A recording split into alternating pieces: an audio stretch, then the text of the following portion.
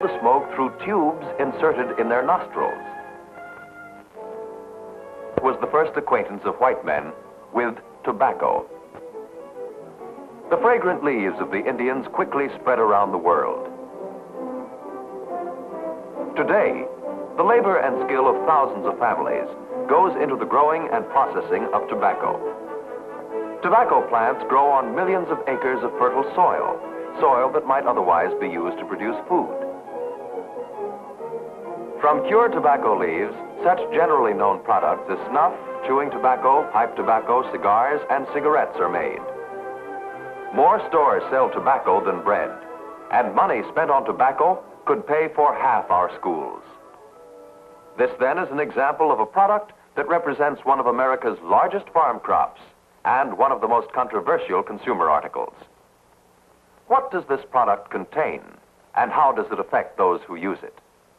What tobacco smoke contains is simple to determine. Here is a scientifically designed apparatus for collecting the content of the smoke under controlled conditions. Smoking is a process of dry distillation. By dry distillation, we mean the transformation of dry substances into vapor. As the tobacco is smoked, all the products normally inhaled by a smoker are collected in these bottle traps filled with liquids. Supplementary traps called bubblers catch any substances not collected in the flasks. The liquid in two of the flasks absorbs the nicotine, and in the other two flasks, it collects the tarry substances out of the burning tobacco. From the first group of flasks, chemists isolate nicotine by distillation. The amount of nicotine obtained in this process is, of course, small and can only be measured by very delicate instruments. The ultraviolet spectrophotometer, for instance, is often used to measure minute amounts of nicotine. Different cigarettes, even of the same brand, sometimes vary in weight and quantity of nicotine. Variations from 1 to 3 milligrams per cigarette have been recorded. 1 milligram is about this much, and 3 times this amount could cause nicotine poisoning. The liquid in the second pair of flasks contains tars. It is first diluted with water, then chloroform is added. The chloroform dissolves the tars from the solution. Since chloroform and water do not mix, the chloroform mixture separates from the water as soon as the shaking stops. Finally, chloroform is evaporated out of the mixture by boiling, leaving the tars behind in the measuring cup. Cigarette tars consist of a variety of substances which can be further separated chemically. Here are some of the more important constituents of cigarette tars. Some may be considered irritants, others stimulants, and some as having no known effect upon the human organism. All smoke, including cigarette smoke, contains some carbon monoxide, a poisonous gas that combines readily with the hemoglobin of the red blood cells and prevents it from absorbing oxygen in the lungs and giving it off to the tissues. Very little is known about how much harm carbon monoxide from smoking does. All these tarry substances are the products of burning. They are not in the green tobacco leaves. But unlike tars, nicotine is found in the unburned tobacco. In smoking, some of the nicotine enters the body.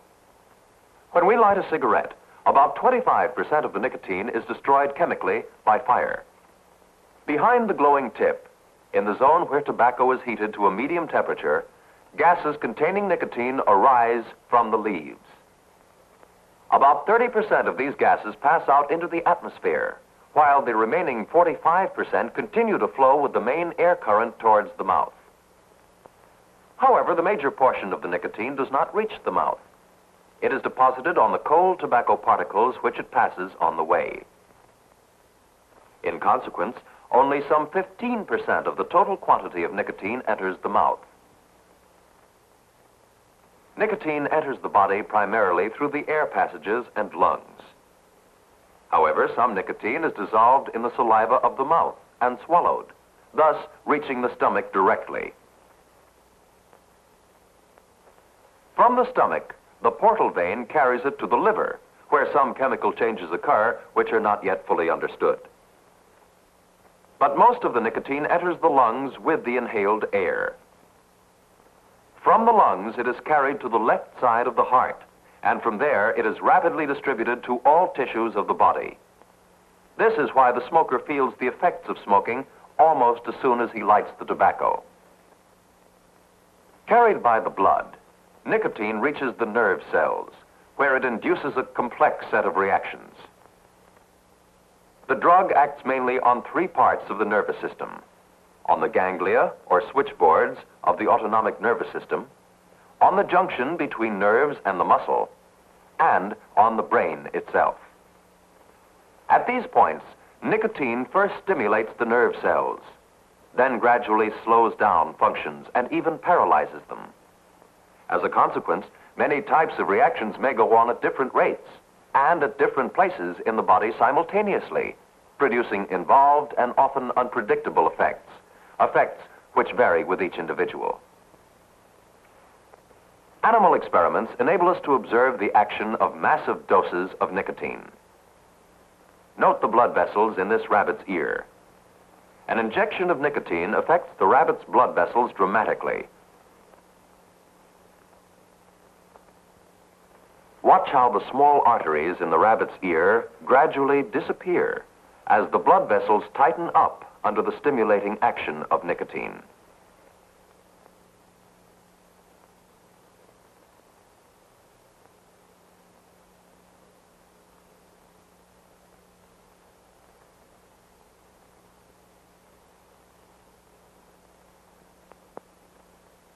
In this experimental setup, effects of nicotine from smoking can be measured with special instruments. Although the smoker absorbs relatively small amounts of nicotine, sensitive instruments can record its effect.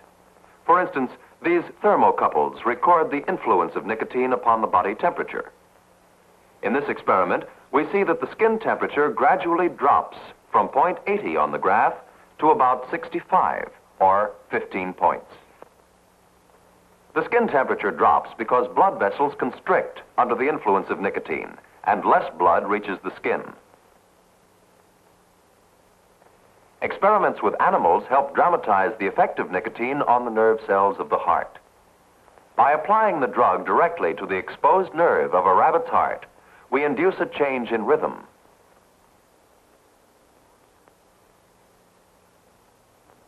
To understand better what is happening, let us look at a schematic drawing. In the experiment, nicotine was applied at the spot indicated by the arrow. And this is one nerve cell called a ganglion cell. Nicotine first stimulates the nerve cells, then it paralyzes them.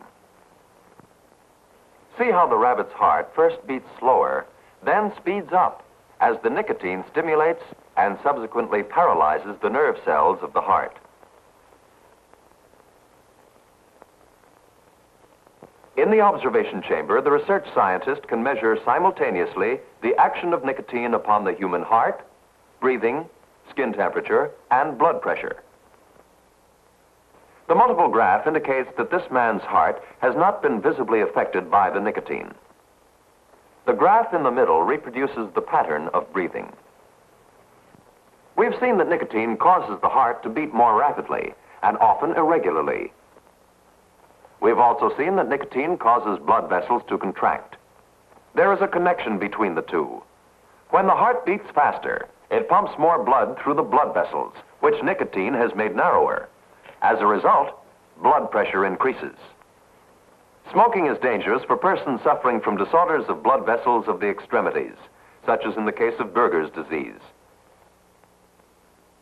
To demonstrate the action of the autonomic ganglion cells of the intestines, we place a piece of rabbit intestine in a glass container.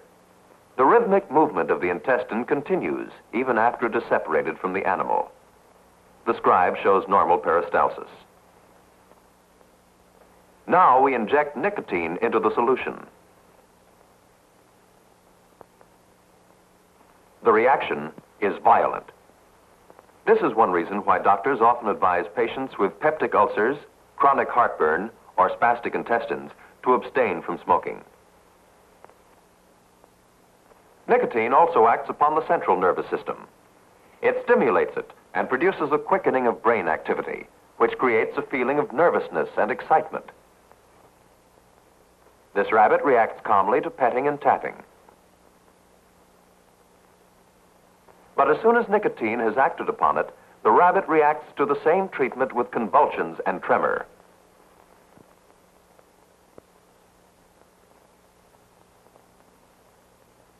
Nicotine that enters the lungs of the smoker spreads rapidly through the body. In turn, it is excreted in urine, saliva, and sweat. After several days, all nicotine leaves the body, but the urge to smoke remains. This urge is the result of a complex set of causes, most of them psychological. Contrary to other habit-forming drugs, no bad after effects are known to result from giving up smoking. The question is then, why do people smoke? It's sociable. I never thought why I smoke. I started smoking when I was quite young. My parents smoked, so do I. Most people start smoking in imitation of a hero, or because they think that it makes them look important, grown up, or sophisticated, or they just stumble into the habit. But once formed, it is a hard habit to break. On the other hand, smoking is not an inborn, inherited, or natural urge. Beginners, almost without exception, find smoking irritating. Sometimes reactions are quite violent. And yet, smoking is a widespread social habit, so widespread that considerable money is spent on the study of its effects. What are the conclusions of research at this time? For one thing, there seems to be agreement that smoke causes irritation of air passages. A smoker's cough is a well-known sound. Of the many tar compounds in the tobacco smoke, we cannot tell with certainty which one or ones cause irritation. Our way of life makes it necessary for many people to live in air polluted with industrial smoke, dust, and car exhaust. Add to this the irritation of tobacco smoke, and draw your own conclusions. Experiments with mice are being conducted in several universities. Scientists suspect that certain constituents in the smoke, probably some of the tarry substances, may cause cancer in the respiratory tract, especially in the lungs of smokers. By smearing tars obtained from tobacco smoke and polluted city air on the skin of mice, scientists have already succeeded in inducing cancer in mice. Research in this area is relatively new. Observers also point at the high incidence of lip and tongue cancers found among pipe smokers. The increase in heart ailments in recent years alerted medical research to a closer observation of smoking habits of heart patients. There seems to be considerable agreement about the effect of smoking upon the human organism, but a great deal more work is needed to explain the potentially dangerous effects of smoke tars. Smoking is a widespread social habit, a habit very easily acquired, but very hard to break. Helped by advertising and glamorizing, it makes new converts easily, especially among the young. Armed with these facts, it must be the decision of each and every individual whether he or she will take the risks of smoking.